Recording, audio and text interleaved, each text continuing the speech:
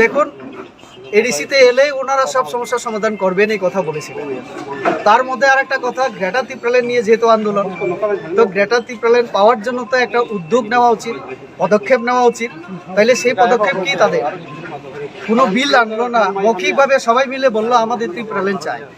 তো চাই বললে তো হবে না, চাওয়ার জন্য তো একটা আনুষ্ঠানিকভাবে লিখিত আকারে আমার রাজ্যপালের কাছে, আমার রাষ্ট্রপতির কাছে যেতে হয়। পার্লামেন্ট আছে, বিধানসভা আছে, আমার এডিসির মধ্যে কাউন্সিল আছে, কাউন্সিলের মধ্যে বিল আনো, বিলের একটা কপি আমাকেও দিক, সাংবাদিক আপনাকে দিক, সবাইকে দিক, আমরাও পড়ি না কোন ধারায় কিভাবে সীমানা কতটুকু, কে কে থাকতে পারবে সেখানে, বাঙালিরা সেখানে থাকতে পারবে কিনা, না শুধু ত্রিপ্রাসারা থাকবে। উনি এক এক জায়গায় এক একটা কথা বলেন। সুরমায় গিয়ে বলেন না বাঙালি মুসলিম সবাই আমরা থাকতে পারি গ্রেটার ত্রিপুরা।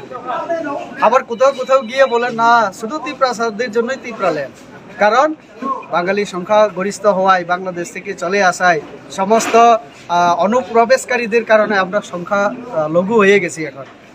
হ্যাঁ, তো তার কারণে আমাদের আলাদা দরকার, ত্রিপ্রাসাদের সেন্টিমেন্ট তুলে নিই। আবার সুরমা রাজনীতি ময়দানে নেমে বলেন আমাদের কাছে কোনো হিন্দু, মুসলিম, বুদ্ধ, খ্রিস্টান, মণিপুরি, বাঙালি কিছু নেই, সবাই আমরা এখন এক, আমাদের সঙ্গে এসসিও আছে, এসটিও আছে, বাই বাই।